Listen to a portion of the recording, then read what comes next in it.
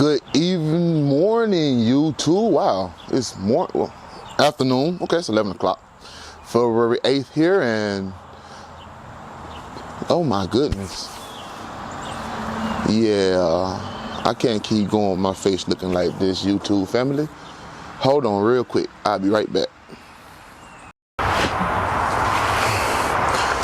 Whew, and I'm back, YouTube. Yeah, that look a little bit more better right there. That's a little more camera friendly, should I say. And I am so glad to be in front of you today because since I've been making these videos, I've been seeing my confidence level rise, and that confidence level rising, it's been spurring me with ideas to bring to you. And what I want to talk to you about today is about a chance that not too many people know about. You know, if you're in a situation where you're looking for a job, looking to make money, want to work from home, or have, various options of doing said career, which basically it is, then have you ever considered becoming a licensed insurance agent? It might sound funny, but there are definitely a need for insurance agents in the industry right now. And the two fields that I'm familiar with, I was a life insurance agent for 3 years. I did a few years as an independent agent, and then I became a capture agent. And then I also sold Medicare products, which is another industry, as an insurance agent you can go into. And it kind of landed in my lap, so to say, but it didn't. Like, I had transitioned from a different career. I had been for, the first 10 years, I've been a warehouse worker, and I changed careers. I went to truck driving. So I did over the road for, about almost a year. And then I transitioned local to being a local box truck driver. And one day I was driving these box trucks, and I ran into this guy at one of the facilities that I was at. And, he said, I need to introduce you to my wife. She does insurance. And, to make a long story short, I went to a meeting, got started in I think it's called like an FMO, a field marketing organization. And, that jump started my career in the life of insurance. And, from there, it kind of started rolling from there. Now, when you first get in insurance, the kind I was in, you have a choice of either getting what they call a 214 or a 215 license. 214 license allows you to sell life and health products, and a 215, which I have currently, allows you to sell life, health, and annuities. I haven't done too many annuities. I've probably done one or two in my career, so that's not too much of a subject I will touch on.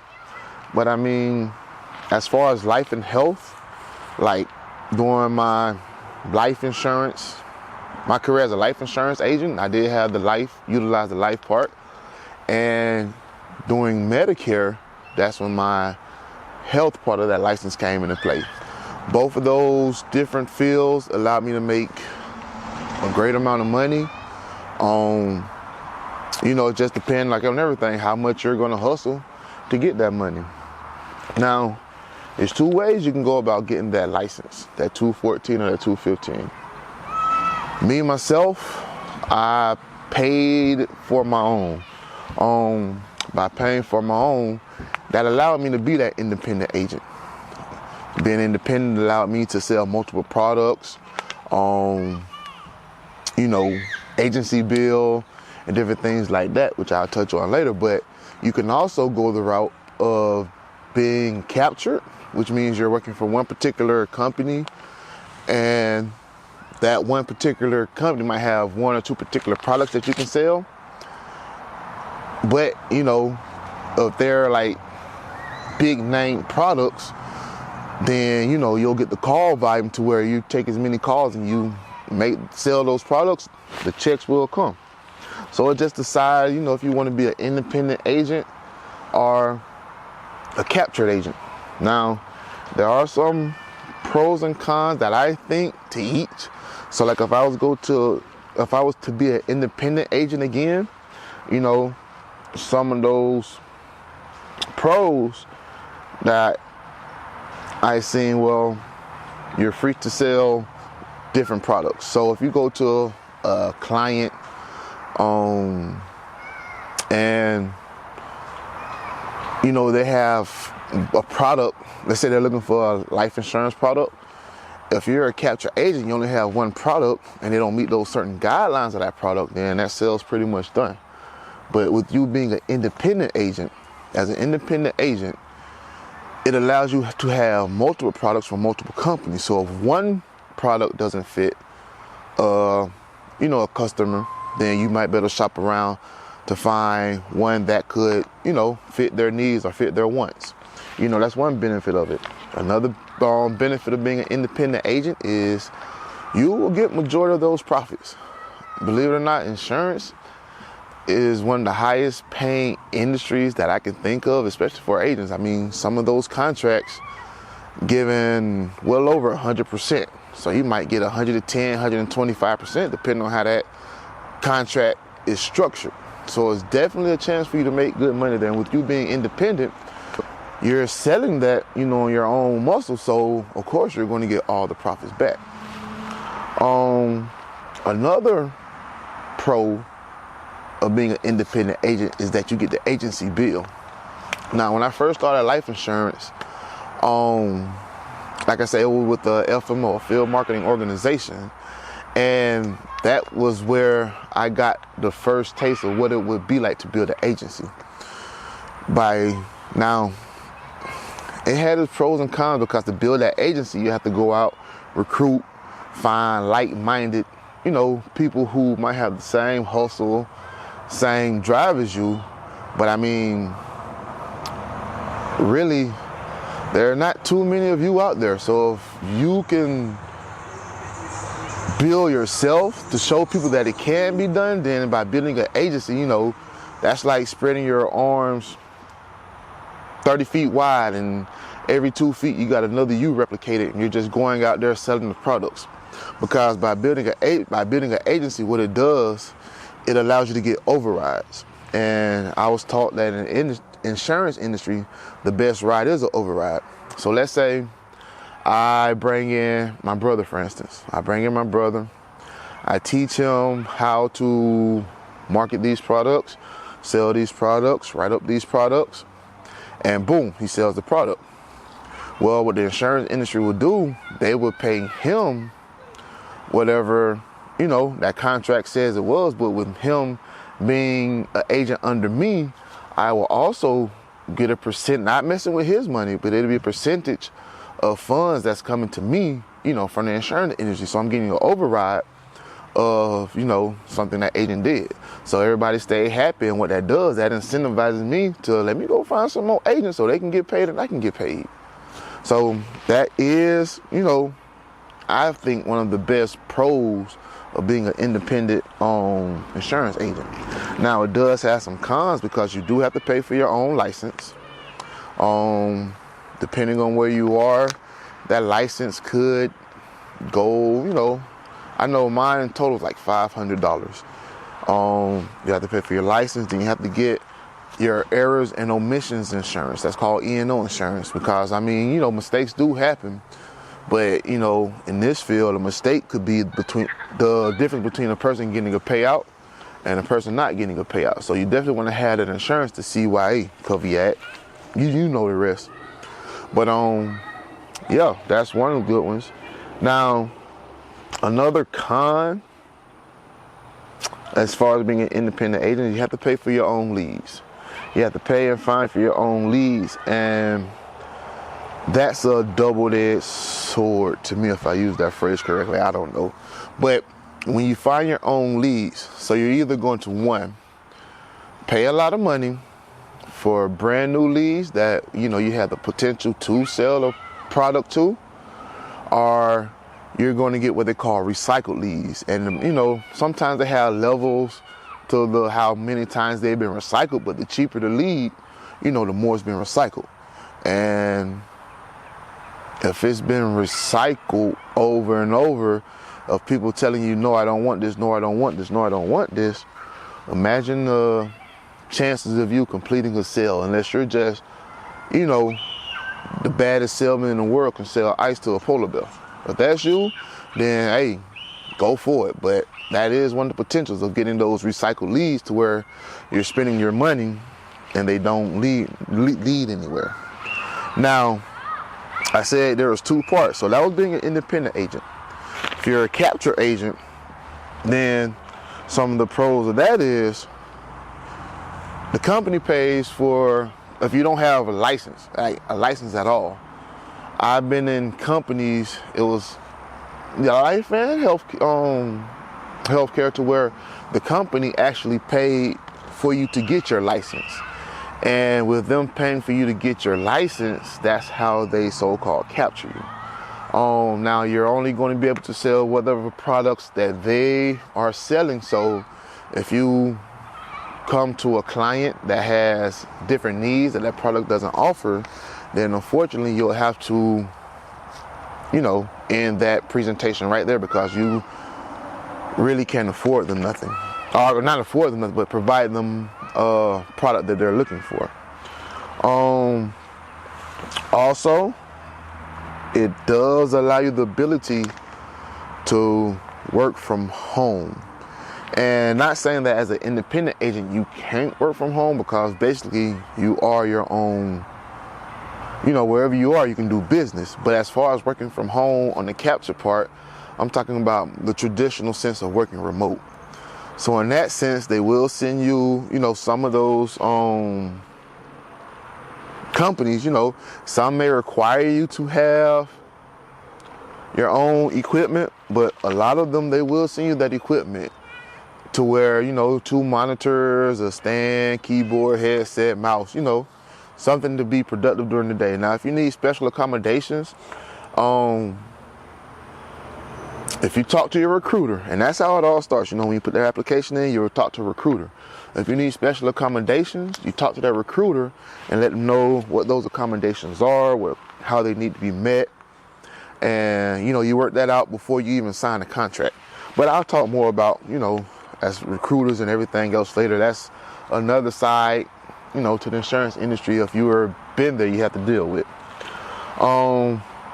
Now, like I say, some of the cons to being a capture agent, where, like I said, you can only sell what the company had to offer. That's it. 2, company, when you're selling as a capture agent, you're getting a percentage of a contract. So let's say for each contract you sell, now it does differ. Life insurance contracts pay higher, in my experience, than Medicare contracts, but, you know, our products, but, you know, they still, you know, carry their weight to each. So if you can sell life insurance products, you'll make the money there. If you sell Medicare products, you'll make the money there. But when you're captured, you're going to have to split that profit with the company. And now, one of the good things is, if you're a good salesman, some of the companies, a lot of them really that I work for, have actually been salary plus commission. So you're getting a regular salary, plus you're getting a percentage of a commission for every insurance product you sell, which was, you know, it wasn't too bad. You had guaranteed money coming in, and if you were on your grind, you know, you had extra money coming in as well. But, you know, one of the cons as the capture agent is more than likely like a 9-to-5 job. You have to punch the clock, baby. Punch in, punch out. So based on those 2, you know, the pros and cons of both, that can give you an idea of whether you would, if this was a field for you, would like to be a capture agent, or, you know, go independent. But like I say, both of them have their pros and cons. Now, in regards to being a work from home agent, okay, so since I was more successful in Medicare than I was in life insurance, so I can talk more about the Medicare experience not better, but a little differently than I can on the life insurance, just because those experiences were different. Now, as far as being a Medicare agent, you do have two choices. Well, in both fields. Like I said, you can work from home or you can be a field agent. After working from home, and if you're listening to this, I want to apologize to you now, my YouTube fans. Be sitting at home, phone ring, you get the message about Medicare. I'm sorry. You probably had an experience talking to me. I hope it was a joyful experience, but if I ruined your day, I do apologize. But, you know, as working from home, that is what you have to deal with. Placing those phone calls, that entire shift. If you're lucky, or if the company you work for considers your skills top notch, then they will put you on the inbound to where the inbound calls would come to you and you didn't have to make outbounds. But on the flip side of that, there's somebody on the other end of that line making those outbound calls and transferring them for you. So if I had the chance to do Medicare again, which I'm not saying I've stopped, I just took a break from, being burnt out, which I'll talk about later too. But if I had the chance to do Medicare again, I will be a field agent, because I just like being able to go into people's homes or meeting them face to face and being able to really get a feel of their needs. Not saying you can't do it over the phone, but it seems more genuine when I can get in your face and you can see the genuineness in my face. Because it's hard to build trust over the phone. Not saying it can't be done, because I've done it many times, but it's a harder barrier to break than if I can meet you in person, so you can see my smiling face and I can see your reaction to it and everything. So, being a field agent definitely goes a long way. Now, and if I'm looking down, I'm just looking at my notes. Now, as far as Medicare agents, you do have a peak season. That peak season is, I'll say, from mid-October to early December. That's your first peak season. There's two of them, and that's called AEP. That's called the annual enrollment period. That's the period every year, where if you're a Medicare recipient, you get the opportunity to change plans, see what has been newly offered in your area in regards to that plan, or see if there's any changes being made to your plan that might affect you. If doctors might be leaving the network, doctors might be coming into the network, different things like that. So that runs from middle of October to early December, and that's a big period because you're taking calls constantly. Most insurance companies, they don't even limit the hours you can work. I mean, when I first got into it, I worked with a guy who worked every day, all from open to close every day. And you can make, in that time period, you can make some good money to where if you want to take a couple months off, it's doable, because the income, like from the salary plus the commissions, I mean, the more you sell, the more you make. But it's definitely available there. And then the other period is called OEP, which is the open enrollment period. And that runs from January to March.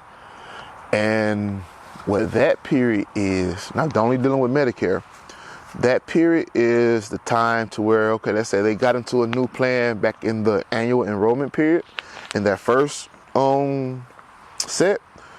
If they have, buyer's remorse or anything like that, during the OEP period, they can either go back or, change different plans. Now, there are little nuances and rules during that time period that they must follow. So you'll definitely have to pay attention to those. But most of those companies, they make you aware of the rules. They give you the tools and resources to where if you're not sure about the situation, you can actually look it up right there to keep the process flowing and knowing whether or not you can service them or not. What else? I mean, working as a Medicare agent now, one thing you do have to deal with is the stories.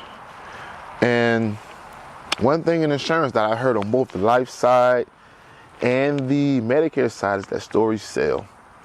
Now, pretty much I didn't have a story. I had real life experience because I have a father who was been on Medicare, who's been a Medicare recipient since I started my insurance, journey. So I use being able to learn the Medicare system has helped me greatly in, making sure he has the plan that's fit his needs, the best. I'm not supposed to say that word to Medicare, but I'm not an agent right now, so I really don't care. Who fits his needs the best. And in doing that, it allows me to actually build a genuine trust, because I tell a lot of everybody, I'm gonna treat you like I treat my own father, because that's how I sit there and take the time to look for his plan. I'm gonna sit there and take the time to look for your plan. And that's basically what it's about. Sitting there, building a relationship with those people, whether you're working from home or in the field. It's all about the relationship you're building with the person you're interacting with, because that goes a long way. And as far as working from home for an agency, if you do, let me tell you this now, they do try to get you to employ high pressure sales tactics to where, it almost sounds in some cases like you might be belittling the people you're interacting with. So you do have to be cautious and wary of how the company's approach is and how you relay that to that person you're interacting with. And like I say, the stories, like that what really burnt me out from Medicare. The stories that you hear. You hear people telling you that they have to decide between their medication or something to eat, but they need the food to take the medication, but they need the medication to live. And you hear in like rural places, rural North Carolina, Georgia's, different places, to where some of these plans, they may sound good. That's another thing I want to point out. You might hear on TV to where you can get free vouchers to pay bills, free food, Listen, that's the draw in, because what they're not telling you is that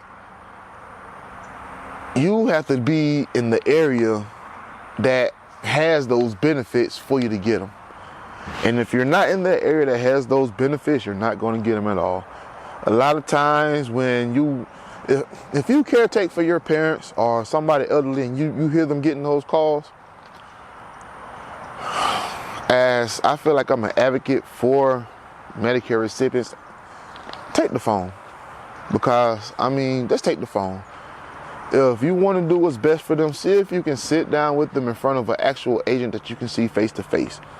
Because believe it or not, I've spoken with plenty of Medicare agents who, once they completed their shift for the day, said they felt like trash, because how the company wants you to try and sell their products to these people just so their numbers can look good. I always hated that, which is part of the reason that led me to being burnt out too. Like, if you hear your parents on the phone talking to these people, take the phone, hang up, and tell them you do it yourself. And that's from me, a Medicare agent, a former Medicare agent that did this.